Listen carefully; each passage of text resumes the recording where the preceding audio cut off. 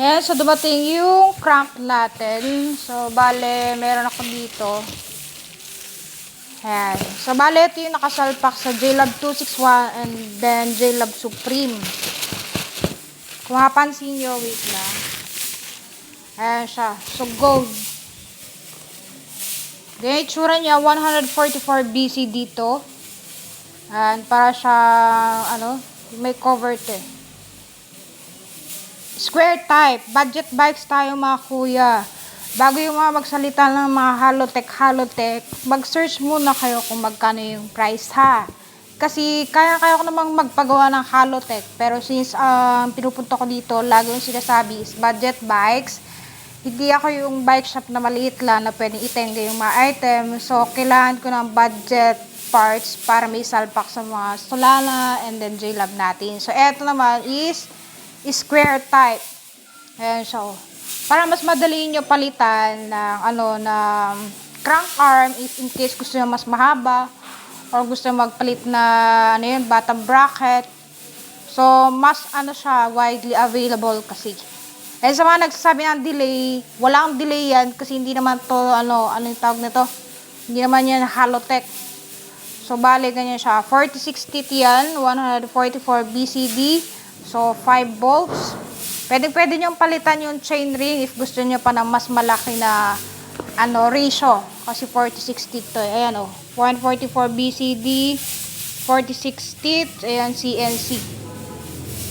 Ito 170 yung niya, yung crank arm length. So, bale, yan eh. Set to. Ayan ito. Bale, ito yung isa. 3,499 yung price natin dito per piece. Ganyan siya. Ay, yummy.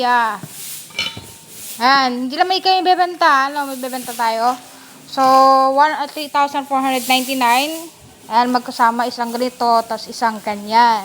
So, imagine, isasalpak to dito sa may JLab 261, then JLab Supreme, for the price of 9,999. Actually, 10,500 sana yung price ko dyan. Pero para mabenta agad, ayan, kasi may parating pa ako na i-stock. So, para mabilis and makabili yung mga estudyante natin.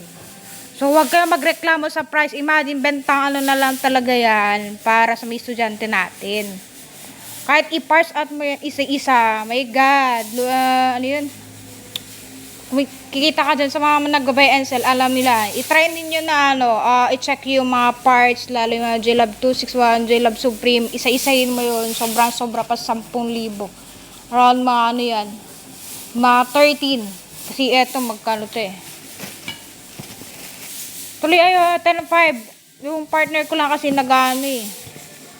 Kaso, yung lagi yung sinasabi, less than 10k tayo. Pero sa ibang platform, tinaasan ko kasi masyadong mataas yung charges. So, kumbaga, pamigay lang natin to. Para sa mga supporters natin. Wag yung puro comment lang kayo. Isipin nyo din yung gastos. Imagine, benta natin yung mga budget bikes. Pero hindi kayo lugis lang sa mga quality. Kaya sabi ko, kung ayaw ninyo at madami kayong hanas, much better bumili kayo ng ibang brand. Maghanap kayo, ayan, tayo nyo mag-search para aware naman kayo, hindi yung puro comment lang. My God and my Lord. So, bali, 9,999 yung full bike natin sa JLab Supreme. And then, 261. Mas mura kayo kung full bike yung bibili niyo. Wala na pong ibaba yung price natin kasi, my God, yung price natin sa mga bike, super mura na po yan. Kahit saan kayo magpunta na mga bike shop, walang magbebenta ng ganito, kamura. Plus, full bike pa yun ha. Pero meron ako binibenta ng ganito na parts. I-add ko sa link. Ay, ito papansin. Bumili daw kayo, sabi ni Mia. Siya yung seller natin of the day. Ito mga fork to. Meron tayong fork, meron tayong strap, tapos meron tayong pedal, meron tayong hub, meron tayong crank, meron tayong rim. Ayan, meron tayong stock ng rim. Then tire, ito, tire. Tapos yan, black cat na, ano ba to? Inner tube. Ano pa ba? Frame and fork, yung JLab Falcon natin, so bali yan dito. Ayan siya. So, yung nasa picture kasi, hindi pa nailagay yung dropout plate niya. Pero may kasama yan dropout plate. And, hindi ko lang napicturean kasi nga ganito siya nakabalot. May dropout plate na yan. Meron yung seat clamp. And then, fork. Ito naman. So, by, baga ito, frame, tapos fork siya. Wala siyang nuts. Kasi frame and fork lang. 28.6 tong fork natin.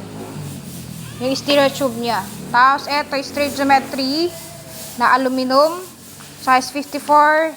Frame to ng JLove V1. Last stocks natin sa JLove V1. Sorry. Ito, para makita nyo, ito yung fork ng color blue. Ito naman yung fork ng color red. Yan siya. Ito naman yung fork, color pink. Tapos, purple. Diba? So, purple, blue, red, and then color pink. Tapos, frame nila, yan siya. Pink, violet, red, tapos ito color blue. Ito naman yung mga color black na fork natin. So, may strap. Titingnan ko pa mamaya. Ito, pedal. Ito yung rim. Ayan siya.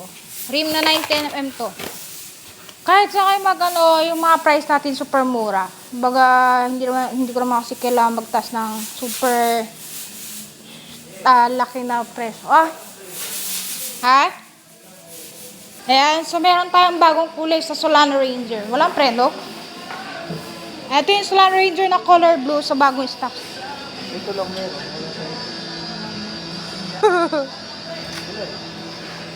Huwag mo na ikabit. Tingnan mo na yung ibang stocks ng JI. Ito yung Solano blue. Ano ba ang kulay ito? Basta blue. Blue na lang, ganun. Pero medyo glossy siya. Solano Ranger blue, bagong kulay natin. Aluminum.